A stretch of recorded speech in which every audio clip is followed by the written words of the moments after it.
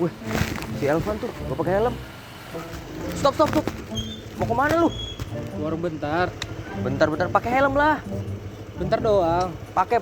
Nanti Yaudah, kalau yaudah. kenapa-napa ngerepotin yang lain. Oke. Bahaya. Ini kan demi lu juga. Ya, pakai ya meskipun dekat. Oke bang. Dah, hati-hati. Oke. Oke, jadi kali ini kita masuk ke penjelasan pengendalian sosial represif. Jadi, apa sih pengendalian sosial represif? Pengendalian sosial represif adalah bentuk pengendalian yang dilakukan setelah terjadi pelanggaran terhadap norma sosial atau hukum. Tujuan utamanya adalah untuk mengembalikan keadaan kepada keteraturan semula dan mencegah pelanggaran serupa terulang di masa depan. Contohnya adalah saat seorang pengendara motor tidak memakai helm. Kemudian pengendara tersebut ditegur atau diberikan sanksi oleh petugas kepolisian. Teguran ini bisa berupa peringatan lisan, penilangan, atau bahkan penahanan kendaraan jika diperlukan. Tindakan ini termasuk represif karena pelanggaran sudah terjadi dan aparat penegak hukum bertugas untuk menegakkan aturan yang berlaku. Selain itu, teguran tersebut juga berfungsi sebagai efek jera bagi pelanggar dan sebagai peringatan tidak langsung kepada orang lain yang melihat kejadian tersebut agar mereka lebih disiplin dalam mematuhi aturan berlalu lintas.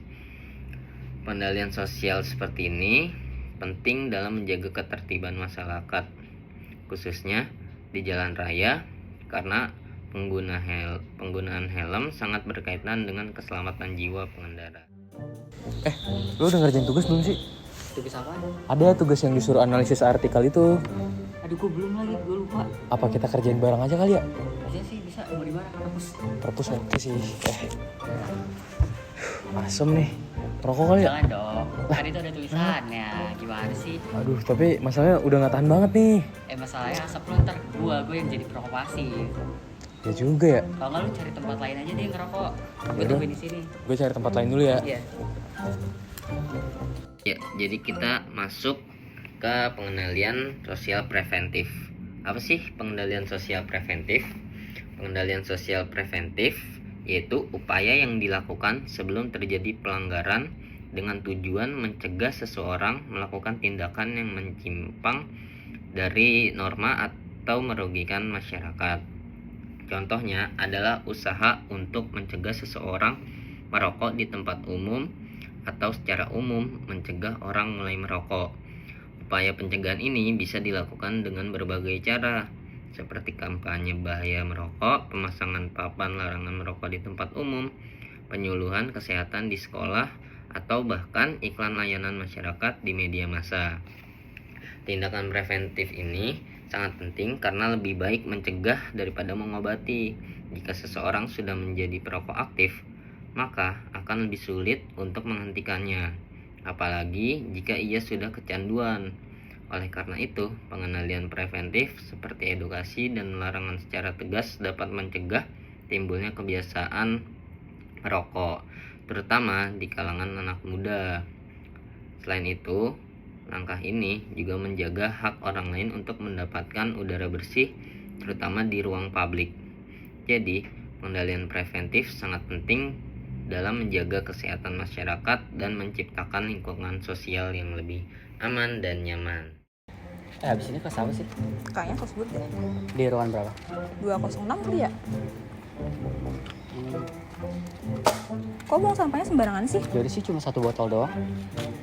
Kalau 1 orang pemikirannya kayak gitu dan ada 1000 orang, itu bakalan numpuk banget. Iya, cuma 1. Lagian ini juga, lihat no, sampah semua. Mending dipilih deh ditaruh di tong sampah. Ya ada ya, bawel.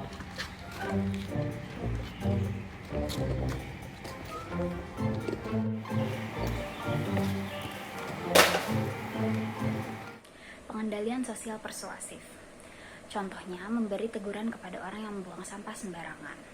Ketika seseorang membuang sampah sembarangan di tempat umum, ada individu atau pihak tertentu yang akan menegurnya secara sopan. Ini termasuk pengendalian sosial persuasif, yaitu pengendalian sosial yang dilakukan tanpa paksaan atau kekerasan.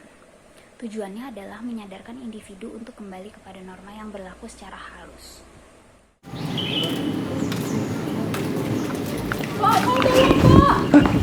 Maling kamu kabur kemana? Woi, kamu sini, duduk. Duduk sini. Dia maling tas saya, Pak. Oh, maling.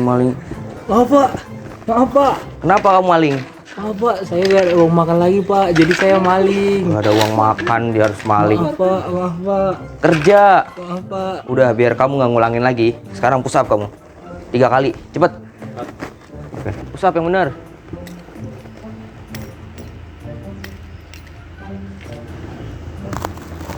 Udah, kamu jangan ngulangin lagi ya. Baik pak, Maling itu bukan solusi buat kamu biar bisa makan ya.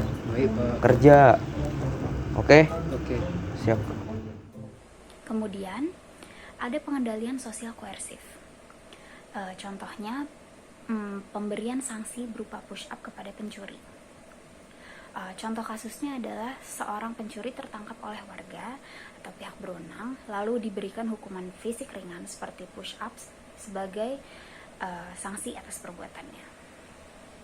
Ini adalah bentuk pengendalian sosial koersif, yaitu pengendalian sosial yang dilakukan dengan tekanan atau paksaan, baik secara fisik maupun psikologis.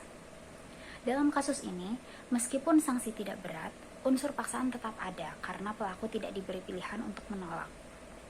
Tujuannya diberlakukan ini adalah yang pertama, memberi efek jera pada pelaku, yang kedua mencegah orang lain melakukan tindakan serupa, dan yang ketiga menegakkan norma hukum dan sosial secara tegas.